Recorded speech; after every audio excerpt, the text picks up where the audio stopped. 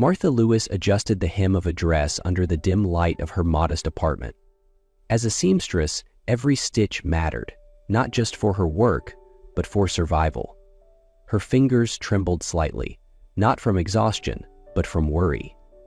Across the room, her 7-year-old son Leo lay curled under a thin quilt on their worn-out sofa, his pale face barely visible against the fraying fabric.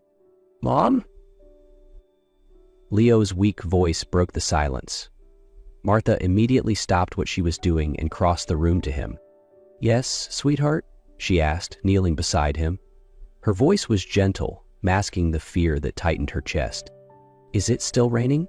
he whispered, his words labored, each one a small battle. Martha glanced toward the window. The rain hadn't stopped all day, its relentless rhythm a reflection of the turmoil in her heart. "It's just a little rain," she said, forcing a smile.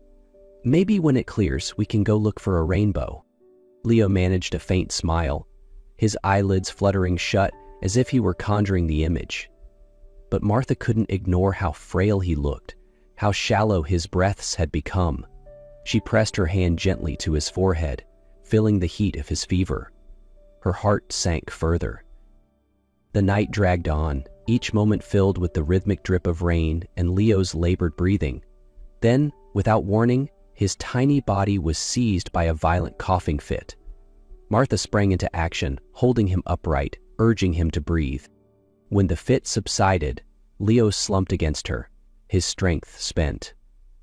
"I'm sorry," he murmured. "You don't have to be," Martha whispered, her tears blending with the rain that streaked the window. But when Leo's breathing grew dangerously shallow, Martha knew she couldn't wait any longer. Wrapping him in an old coat, she bolted out into the storm, her feet splashing through puddles as she ran toward the hospital. The fluorescent lights of the hospital were harsh against the darkness outside as Martha burst through the doors, shouting for help. Nurses rushed to take Leo from her arms, their movements swift and practiced. She tried to follow, but someone gently stopped her, guiding her to a chair in the waiting room. She sat there, soaked and trembling, her hands clutching the damp coat. Minutes stretched into hours, until a doctor emerged, his expression somber. "I'm sorry," he said softly. "We did everything we could." Martha's world crumbled. She didn't hear the rest of his words. Her hands went limp, her breath catching in her throat as reality crashed over her. The weeks that followed were a blur of grief and despair. The hospital bills piled up, each one a reminder of her helplessness. Unable to pay, Martha was forced to sell what little she had left. Her apartment, her sewing machine, even the quilt she had stitched by hand for Leo. All gone. In the end, all she kept was a small stuffed elephant, Leo's favorite toy, its once bright colors now faded. Clutching it tightly, she wandered the streets, her feet moving aimlessly as the rain continued to fall. Each step felt heavier than the last, her body and spirit broken under the weight of loss and hopelessness. She had no home, no family, and no direction. The only thing she had left was a flicker of memory, the sound of Leo's laughter, the way he would hold the stuffed elephant during his hardest days. Martha's steps grew heavier, her body trembling from exhaustion and the biting cold. The rain blurred her vision, but ahead she saw a faint glow, a gate illuminated by warm lights beyond it. She staggered closer, her strength waning, until she collapsed near the wrought iron gate. The stuffed elephant fell from her grasp as she crumpled to the ground, the world fading into darkness. Inside the mansion, Andrew Carter was seated in his study, his pen hovering over a blank notebook. Words refused to come, as they often did these days. The storm outside matched his mood, restless, unrelenting, and heavy with unspoken tension. Raindrops streaked the glass, their rhythmic drumming a cruel reminder of the night that had changed his life forever. The night he lost Lily, the woman he loved more than anything. He turned to the window, hoping for some inspiration, but what he saw instead made him freeze. A figure lay slumped near the gate, barely visible through the downpour. At first, He thought it might be debris from the storm, but a closer look revealed the unmistakable shape of a person.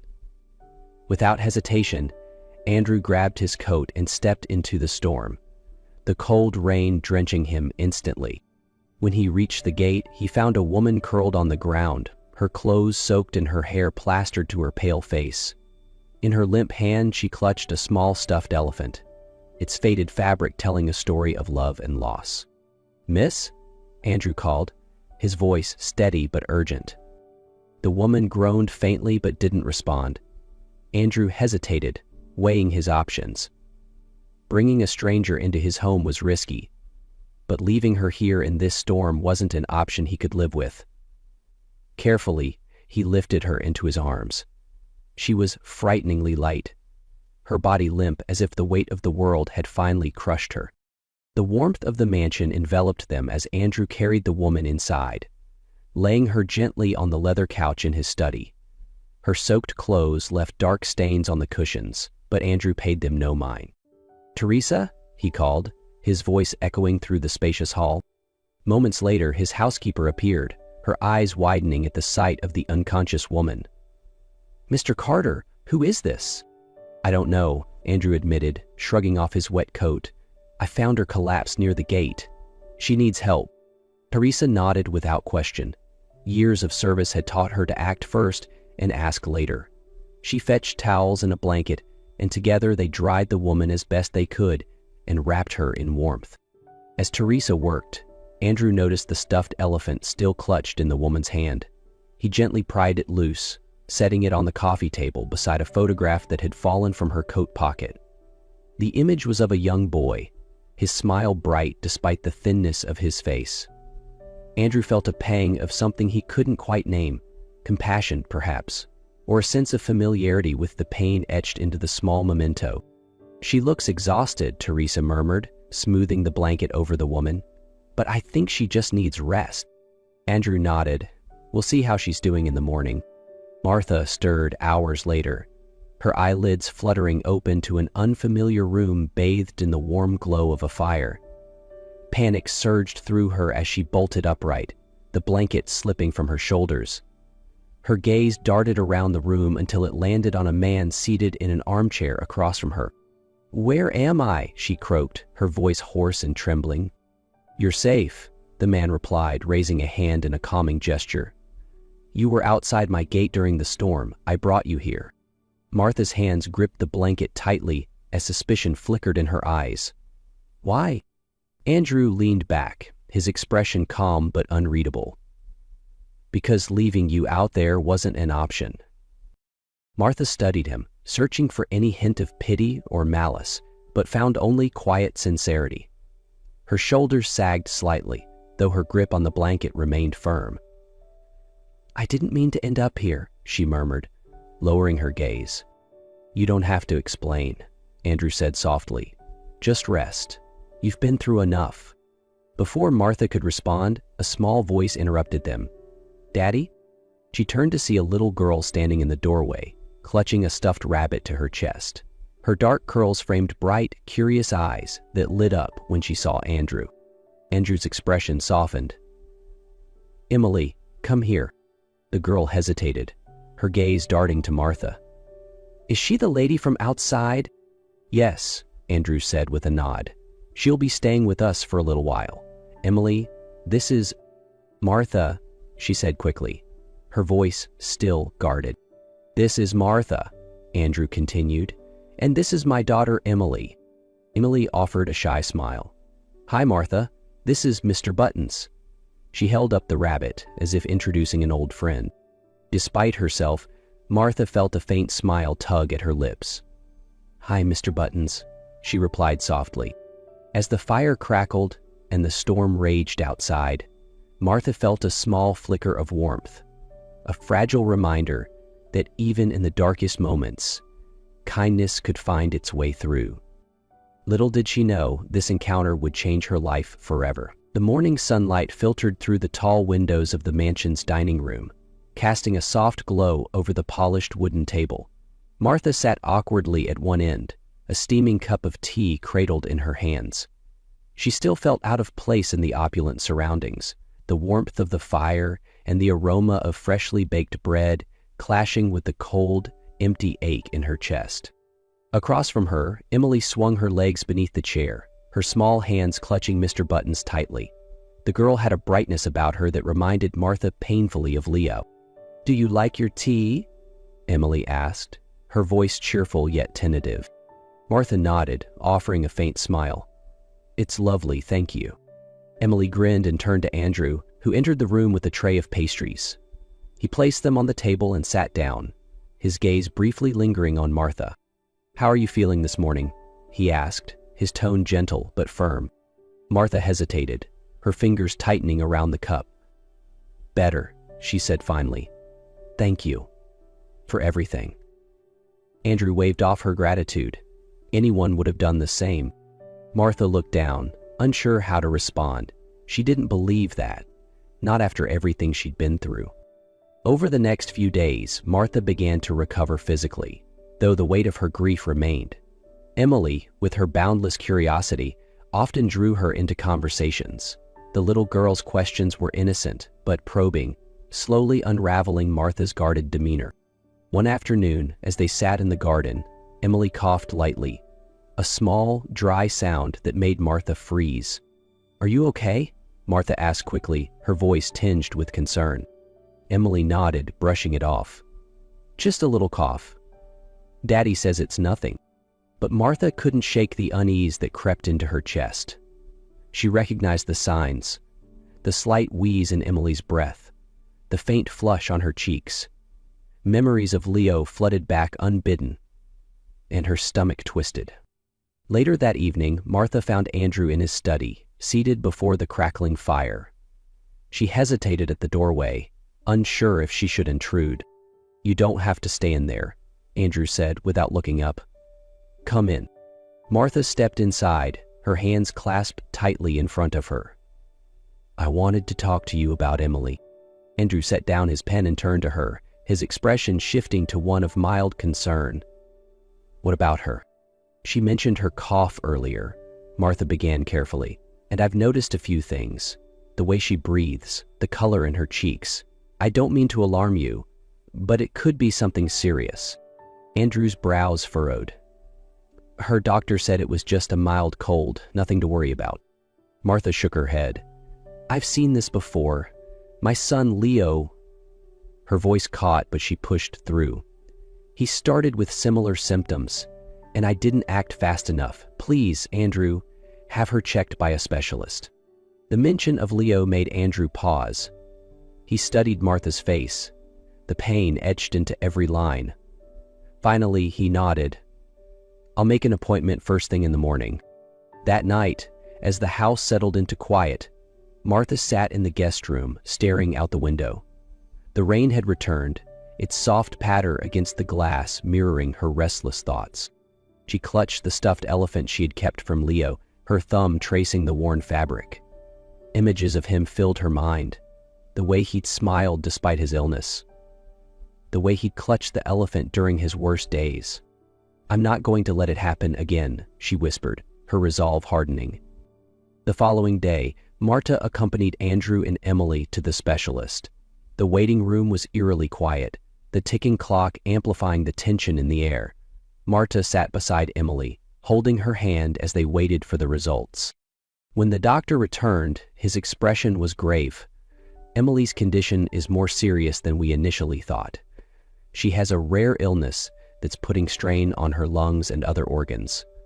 We'll need to start treatment immediately, but she may require a transplant."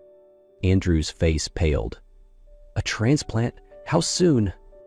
The doctor shook his head. "It's hard to say. Finding a donor can take time." Martha's chest tightened as she glanced at Emily, who was sitting quietly, clutching Mr. Buttons. The girl's innocent smile was a painful reminder of Leo's courage in the face of his illness. Without hesitation, Martha spoke up. "Test me. See if I'm a match." Andrew turned to her, his expression a mix of surprise and concern. "Martha, you don't have to—" "I do," she interrupted, her voice firm. "I couldn't save my son Andrew. If there's even a chance I can help Emily, I have to try. The tests were done that afternoon. Andrew paced the length of the hallway as they waited for the results, his polished shoes clicking softly against the tiles. Martha sat quietly near the window, her hands folded in her lap, her thoughts drifting to Leo. When the doctor finally returned, his words were both shocking and profound. "Martha," he said, handing her the results, "you're a match. A near-perfect one. Statistically, it's incredibly rare." Andrew took the papers from the doctor, his eyes scanning the details. Something about the results tugged at a memory, a confession his father had made years ago. The pieces of the puzzle began to align, but Andrew kept his thoughts to himself. For now, the focus was on Emily. The air in the specialist's office felt heavy, laden with the weight of what lay ahead. Emily sat on a small bench beside Martha, unaware of the gravity of the conversation happening around her. She clutched Mr. Buttons tightly, her pale face lighting up every so often when she caught Martha's reassuring smile. Martha folded her hands in her lap, her voice steady despite the storm inside her. "What's the next step, doctor?" The doctor adjusted his glasses, his expression calm but serious. "We'll need to schedule the procedure as soon as possible. Timing is critical, and with Martha being a compatible donor, the odds are favorable. However, this isn't without risks for both Emily and Martha." Andrew sat stiffly, his jaw tight. He had always been a man of control, but the thought of putting Martha through a dangerous procedure filled him with unease. "And if something goes wrong?" he asked, his voice strained. The doctor met his gaze. "We'll take every precaution, but surgery always carries risks." Andrew turned to Martha, his expression a mix of gratitude and apprehension. "You've already done so much. You don't have to do this." Martha shook her head firmly. "I do. Emily deserves a chance to grow up, to live the life Leo couldn't. I won't stand by and do nothing." Preparations for the surgery moved quickly.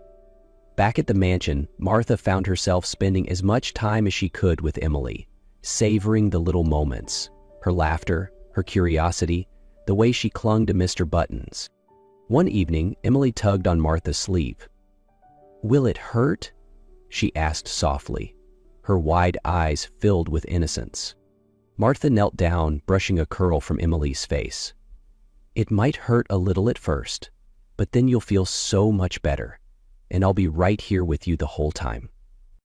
Emily smiled faintly and hugged Mr. Buttons tighter. "Thank you, Martha.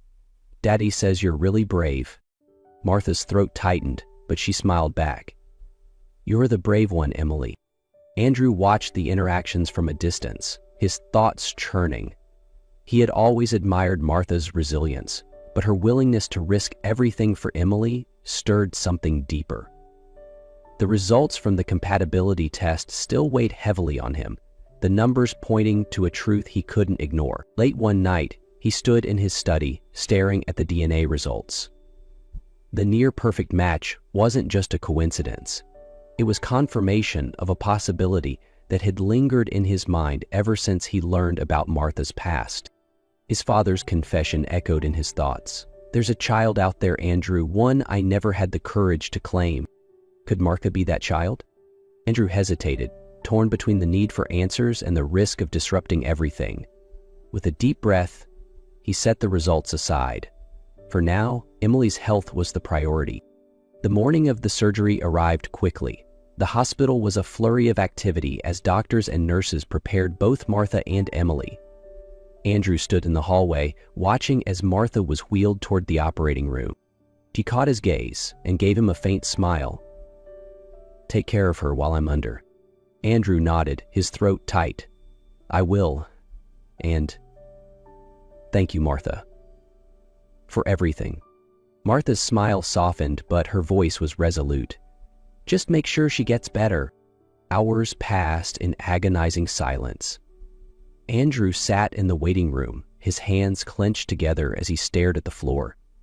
The hum of fluorescent lights and the occasional beep of a passing monitor filled the air, but his mind was elsewhere. Finally, a nurse approached him. "Mr. Carter, the surgery is proceeding as planned. Both Emily and Martha are stable." Relief surged through him, but it was short-lived. He couldn't shake the guilt that gnawed at him, the knowledge he hadn't shared with Martha, the possibility that she was more than just Emily's donor. Inside the operating rooms, the atmosphere was tense but controlled. Emily's small body lay motionless under the bright lights, her vitals steady as the surgeons worked with precision. In the adjacent room, Martha's surgery was progressing as well, though her body showed signs of strain.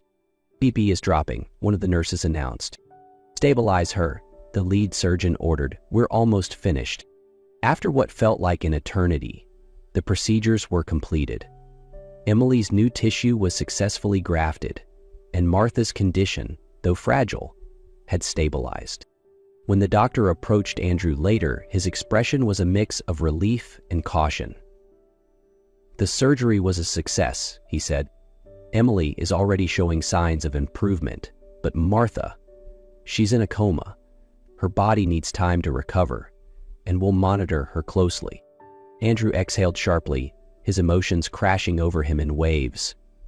Gratitude for Emily's survival, fear for Martha's recovery, and the unspoken truth he could no longer ignore.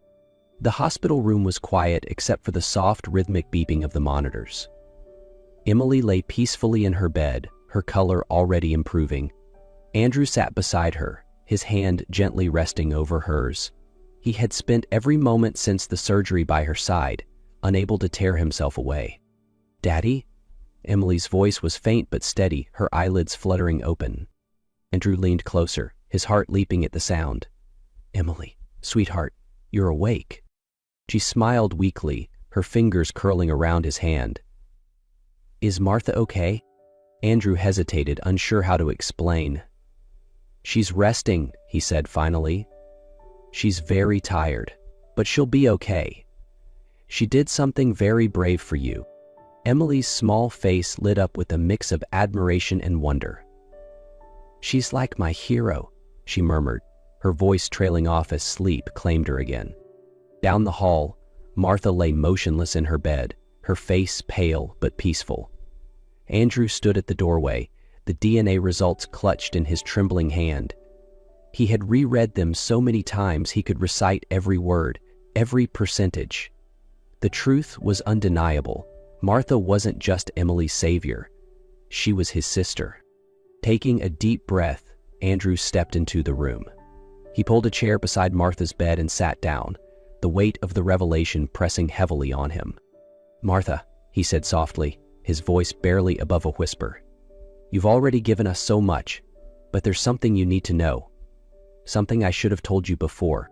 He hesitated, his gaze dropping to her still hand resting on the blanket. "You're my sister, Martha. I don't know how this happened or why our father kept it from us, but you're not alone anymore. You have a family." It was 2 days later when Martha finally stirred.